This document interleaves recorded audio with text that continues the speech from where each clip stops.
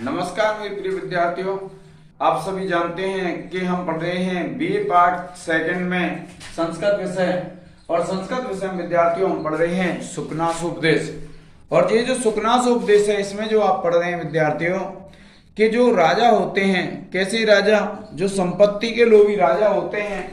उन संपत्ति के लोभी राजाओं में क्या क्या विकार आ जाते हैं, उन विकारों का वर्णन करते हुए जो सुकनास मंत्री हैं, वे सुकनास मंत्री क्या कहते हैं। देखिए कि वे जो राजा लोग हैं गृह्य एवं गृह्यन्ते, कि उन राजा लोगों की स्थिति कैसी हो जाती है कि जैसे भी राजा लोग ग्रहों के द्वारा मान लो ग्रहण कर लिए जाते हैं। आप जानते हैं जैसे ग्रह होते हैं, ग्रह नक्षत्र आदि, राहु केतु आदि होते हैं ग्रह, तो जैसे चंद्रमा आदि का ग्रहण कर लेता है वह, उसी प्रकार से ऐसा लगता है उन राजा लोगों को देख करके जैसे भी राजा लोग ग्रहों के द्वारा ग्रहण कर लिए जाते हैं, अर्थात ग्रह उसको अपने बस में कर लेते हैं। फिर क्या कहते हैं, भूतय्य एव अभिभूयन्ते, कि वे जो राजा लोग हैं भूतों के द्वारा ही मान लो दबा दिए जाते हैं। क्योंकि आप जानते हैं विद्यार्थियों, किसी व्यक्ति के शरीर में यदि भूत प्रवेश कर जाता है तो क्या होता है कि वह उसको दबा देता है। उसी प्रकार से वह जो राजा लोग हैं, जो धन संपत्ति के जो लोभी राजा लोग होते हैं, वे ऐसा लगता है उनको देख करके जैसे वे भूतों के द्वारा दबा दिए जाते हैं। और फिर उसके बाद क्या कहते हैं, मंत्रय्य एव आवेश्यन्ते, कि मंत्रय्य एव आवेश्यन्ते, अर्थात ऐसा लगता है उन राजा लोगों को देख करके जैसे वे राजा लोग मंत्रों के द्वारा ही मानो बस में कर लिए जाते हैं। क्योंकि किसी को अगर बस में करना है, कोई भी कार्य करना है, तो मंत्र अत्यंत कारगर उपाय होता है विद्यार्थियों। तो ये क्या कहते हैं, मंत्रय्य एव आवेश्यन्ते, कि मान लो ऐसा लगता है उन राजा लोगों को देख करके जैसे भी राजा लोग मंत्रों के द्वारा अपने बस में कर लिए जाते हैं। और फिर क्या कहते हैं, सत्वय एव अवष्टभ्यन्ते, कि सत्वय, कि जो सत्व कहते हैं विद्यार्थियों जंगली जानवरों को, जंगली जो जीव जंतु होते हैं उनको क्या कहा जाता है, सत्व कहा जाता है। और सत्व कहा जाता है तो सत्वय एव आवष्टन्ते, अर्थात जो जंगली जीव होते हैं उनके द्वारा मान लो उनको पकड़ लिया जाता है। ऐसी स्थिति हो जाती है उन राजा लोगों की कि वे कोई भी कार्य जब करते हैं तो ऐसा प्रतीत होता है उनको देख करके जैसे उन राजा लोगों को जंगली जानवरों के द्वारा पकड़ लिया गया है। और फिर देखिए क्या कहते हैं, वायुनेव विडम्ब्यते, कि वायुनेव, कि जैसे वायु रोग होता है, गैस का रोग होता है किसी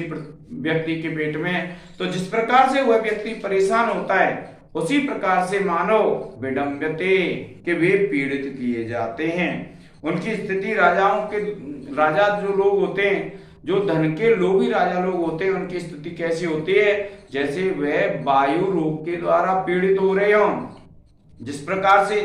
वायु रोग से कोई व्यक्ति पीड़ित होता है तो उसकी जैसी स्थिति होती है, उसी प्रकार से उन राजा लोगों की स्थिति हो जाती है जो राजा लोग क्या करते हैं कि धन के लोभी होते हैं। और फिर क्या कहते हैं, देखिए पिशाचैरिव ग्रस्यन्ते, कि पिशाचों के द्वारा, पिशाच कहते हैं जो मांस आदि खाते हैं, ग्रस्यन्ते निगल लिए जाते हैं।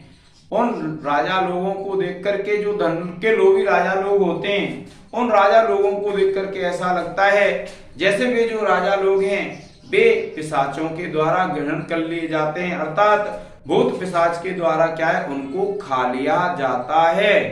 और फिर उसके बाद क्या है विद्यार्थियों, कि वायुनेव विनम्यते, ये हो गया। और देखिए मदन सरय्य मर्म आहता एव, कि मदन सरय्य कामदेव के बाणों के द्वारा मदन मर्म आहता एव, कि जिस प्रकार से मर्म को पीड़ित कर दिया गया हो उसके समान, क्या कहा कि कामदेव के बाणों से उसके जैसे किसी के मर्म को, हृदय को भेद दिया गया है, उसके समान ही मानो, क्या कहा, मर्म आयता एव मुख भंग सहस्त्राणी कुर्वते, कि मुख भंग सहस्त्राणि कुर्वते, कि उसके मुख में हजारों भंगिमाएं होती हैं। अर्थात जिस प्रकार से किसी व्यक्ति के मर्म पर कामदेव का प्रहार हुआ है और कामदेव के प्रहार से जिसका मर्म पीड़ित है, ऐसा जो व्यक्ति होता है विद्यार्थियों, उस व्यक्ति की जैसी स्थिति होती है उसकी स्थिति के समान ही जिस व्यक्ति, जो राजा लोग धन के लोभी होते हैं, वे भी क्या है, अपने मुख में अनेकों हजारों भंगिमाएं करते हैं, अर्थात अपने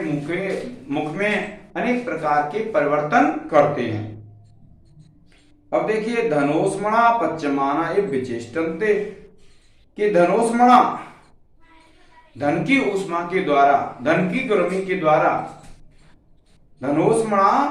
पच्यमाना एव, जैसे धन की गर्मी के द्वारा उनको पका दिया गया हो, उसके समान ही मानो अनेक प्रकार की चेष्टाएं करते हैं। जैसे किसी चीज को पकाया जाता है तो क्या करती है, वह उबलते हुए तेल में अगर हम डाल देते हैं तो क्या करते हैं, छटपटाते हैं। उसी प्रकार से वे जो राजा लोग होते हैं उनको देख करके ऐसा प्रतीत होता है कि जैसे वे छटपटाते हैं। अर्थात क्या कहा कि धन की गर्मी से जैसे उनको पका दिया गया हो, उसके समान वे भी क्या करते हैं, अनेक प्रकार की चेष्टाएं करते हैं, छटपटाते हैं। और देखिए फिर क्या कहते हैं, गाढ़ प्रहार आहता एव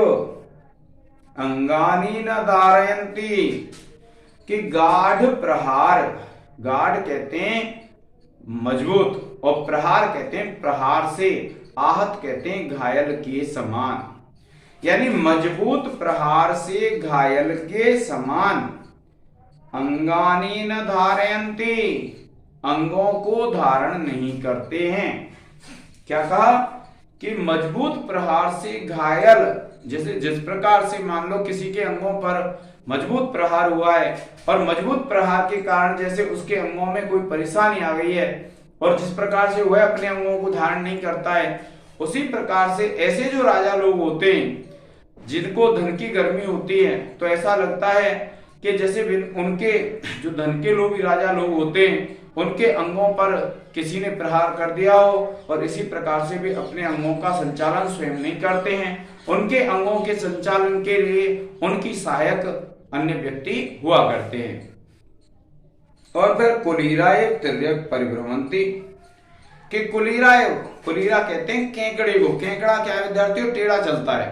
तो कुलीराय केकड़े की तरह तिर्यक परिभ्रमंती, तिर्यक कहते हैं टेढ़ा, परिभ्रमंती भ्रमण करते हैं, कि वे क्या करते हैं कि जैसे केकड़ा होता है और वह टेढ़ा चलता है, तो उसी प्रकार से वे लोग भी क्या है, टेढ़े चलते हैं। क्या कहा कि कुलीराय तिर्यक परिभ्रमंती,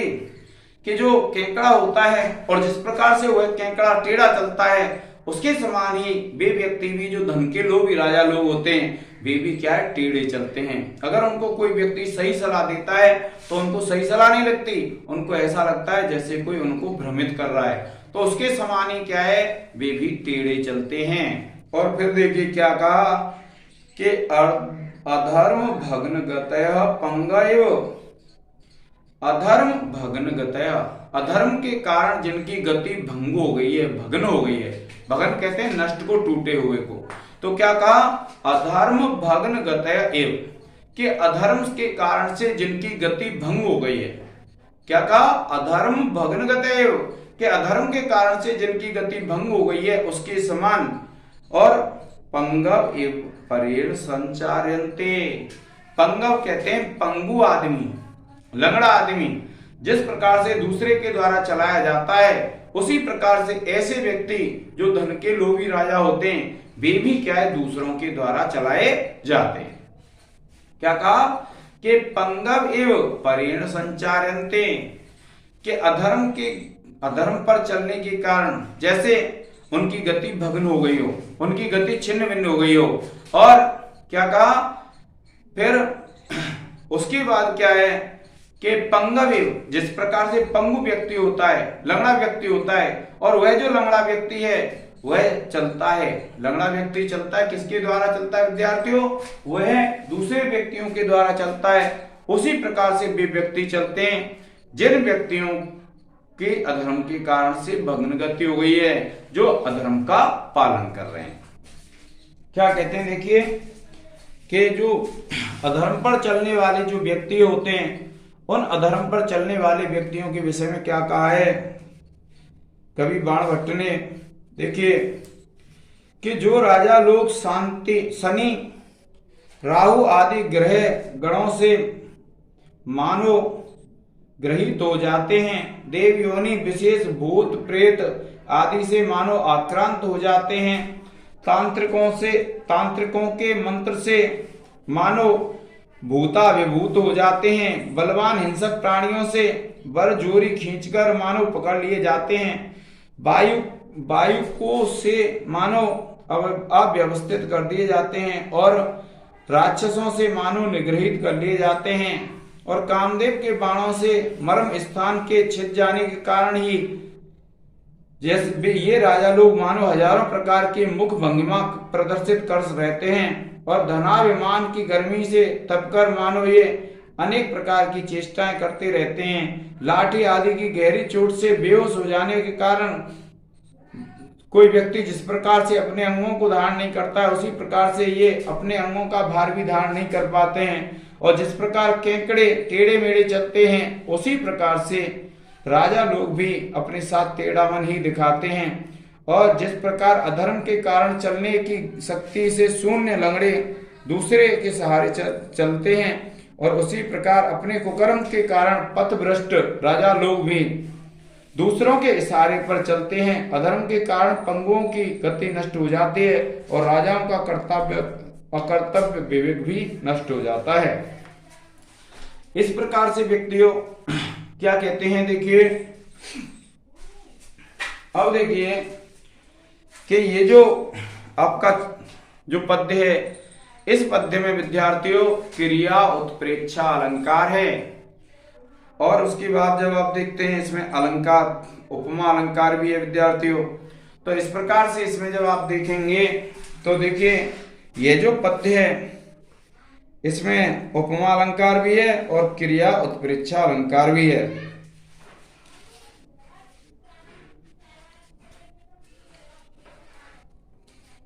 अब देखिए 18वां जो है पद्य, 18वां जो गद्य होता है, उस गद्य में क्या कहते हैं, गद्य चल रहा है विद्यार्थियों कि मृषावाद विष विपाक संजात मुखरोगा एवं। मृषा कहते हैं झूठा, वाद कहते हैं बोलने से। क्या कहा, मृषावाद विष विपाक संजात मुखरोगा एवं, कि मृषावाद कहते हैं झूठा बोलने से, विष विपाक संजात मुख रोगा, कि झूठा बोलने के कारण से जिस प्रकार से मुख में रोग हो गया हो, एव अतिक्रस्येण जल्पन्ते, एवं अतिक्रस्येण बड़ी मुश्किल से बड़े कष्ट से बोलते हैं। क्या कहते हैं, मृषावाद विपाक संजात मुख रोगा एवं,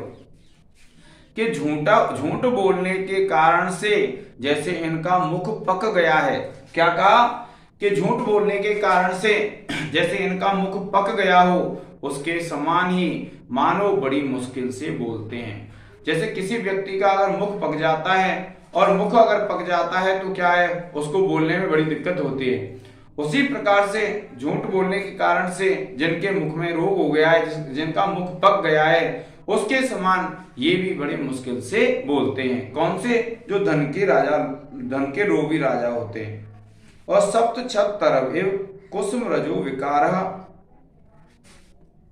पार्श्ववर्तिनाम शिरः शूलम उत्पादयन्ति, कि सप्त छत तरव एव, कि सप्त छत का वृक्ष होता है,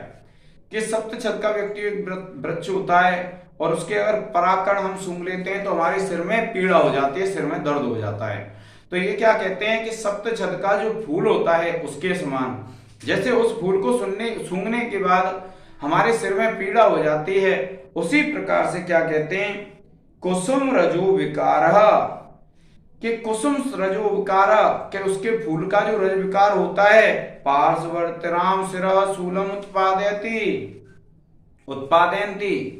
कि जिस प्रकार से सप्त छद का जो फूल होता है, वृक्ष होता है, और वह अपने पास में वर्तमान व्यक्तियों के सिर में दर्द उत्पन्न कर देता है, उसी प्रकार से जो धन के लोभी राजा लोग होते हैं वे भी क्या है, अपने पास में वर्तमान व्यक्तियों के सिर में पीड़ा को उत्पन्न कर देते हैं, अर्थात उन व्यक्तियों को परेशान करते हैं। और फिर क्या कहते हैं, देखिए, आसन्न मृत्यव एव, आसन्न कहते हैं समीप, कि आसन्न मृत्यव एव, कि समीप में मृत्यु के समान। क्या कहा, आसन्न मृत्यव एव, कि जैसे मृत्यु समीप में ही आ गई है उसके समान। बंधु जन्म अपि ना अभिजानन्ते, कि जो उनके सगे संबंधी होते हैं उनको भी ये पहचानते नहीं हैं। क्या कहा कि आसन्न मृत्यु,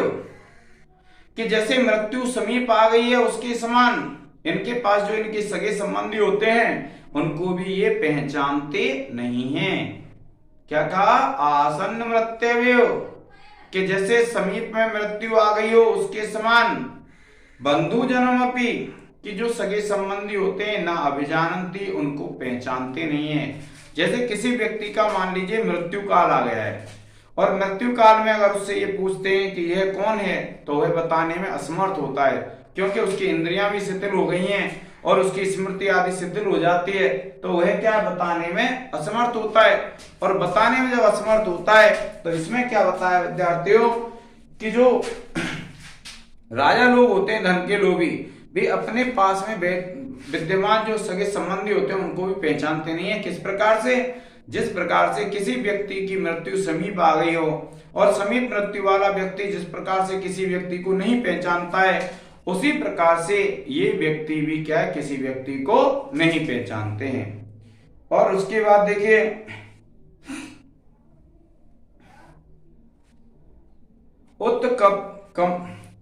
उत्कंपित लोचना एवं तेजस्विनो न इच्छन्ते, के उत्कंपित लोचना एवं, के दुखी हुई नेत्र के समान, तेजस्विनः न इच्छन्ते, कि जो तेजस्वी व्यक्ति होते हैं उनको नहीं देखते हैं। क्या कहा, उत्कुपित लोचना एवं, उत्कुपित कहते हैं जैसे किसी व्यक्ति की आंख को दुखा दिया जाए और जैसे उस आंख से दिखाई नहीं देता है, उसी प्रकार से ये न इच्छन्ते, कि न इच्छन्ते, नहीं देखते हैं किनको, तेजस्विनः, कि जो तेजस्वी व्यक्ति होते हैं उन तेजस्वी व्यक्तियों को यह नहीं देखते हैं। कैसे, जिस प्रकार से किसी की आंख कुछ जाती है, आंख दुख जाती है और आंख दुख जाने पर जैसे किसी व्यक्ति को दिखाई नहीं देता है, उसी प्रकार से ये भी क्या है, जो तेजस्वी व्यक्ति होते हैं उनको नहीं देखते हैं। और कालदष्टा, क्या कहा, कालदष्टा एवं, कालदष्टा कहते हैं जो अत्यंत विषैला सर्प होता है उसके समान। क्या कहा, कालदष्टा एवं, कि जो अत्यंत विषैला सर्प होता है उसके समान। महामंत्रय्यपि न प्रतिबुध्यन्ते, कि जो विषैला सर्प होता है और उसका जब जहर किसी व्यक्ति के शरीर पर चढ़ जाता है तो वह महामंत्रों के द्वारा भी नहीं दूर होता है। उसी प्रकार से ये जो राजा लोग होते हैं वे भी महान मंत्रणाओं के द्वारा, विचारों के द्वारा इनको सही रास्ते पर नहीं लाया जा सकता है। और फिर क्या कहते हैं, जातुस आवरणानि एव सोस्माणम न शान्ते, जातुस कहते हैं विद्यार्थियों लाख, कि जातुस आवरणानि एव, कि जैसे लाख के आभूषण होते हैं उन आभूषणों के समान, सोस्माणम न शान्ते, कि ऊष्मा को सहन नहीं करते हैं। क्या कहा, कि जातुस आभरणानिव, कि जातुस कहते हैं लाख के आभूषणों के समान, सोस्माणम न शान्ते, कि वे ऊष्मा को सहन नहीं करते हैं, किसी के तेज को सहन नहीं करते हैं। दुष्वारणा एवं महामान स्तंभित निश्चलीकृता, कि दुष्वारणा एवं, दुष्वारणा कहते हैं जैसे दुष्ट हाथी होता है उसके समान। महामान स्तंभ निश्चलीकृता, कि जो महावत होता है उसके द्वारा एक खंभे से बांध करके निश्चल किए हुए दुष्ट हाथी के समान न ग्रहणन्ति उपदेशम, उपदेश को ग्रहण नहीं करते। क्या कहते हैं कि जैसे एक दुष्ट हाथी होता है और उस दुष्ट हाथी को यदि किसी वृक्ष आदि से बांध लिया जाए और वृक्ष आदि से या खंभे से बांध करके निश्चल कर दिया जाए और उसको फिर अगर उपदेश देते हैं तो वह उपदेश ग्रहण नहीं करता है, उसी प्रकार से ये जो राजा लोग होते हैं वे भी क्या उपदेशों को ग्रहण नहीं करते हैं। क्या कहते हैं देखिए कि जिस प्रकार मुख में रोग हो जाने के कारण लोग रुक रुक कर अस्पष्ट बोलते हैं, उसी प्रकार राजा लोग भी झूठी होने के कारण अपनी बातों को संकुचा करके बोलते हैं। जिस प्रकार सप्तपर्ण के वृक्ष अपने पुष्प पराग से उत्पन्न विकार से निकटवर्ती लोगों के सिर में दर्द पैदा कर देते हैं, उसी प्रकार से राजा लोग भी अपने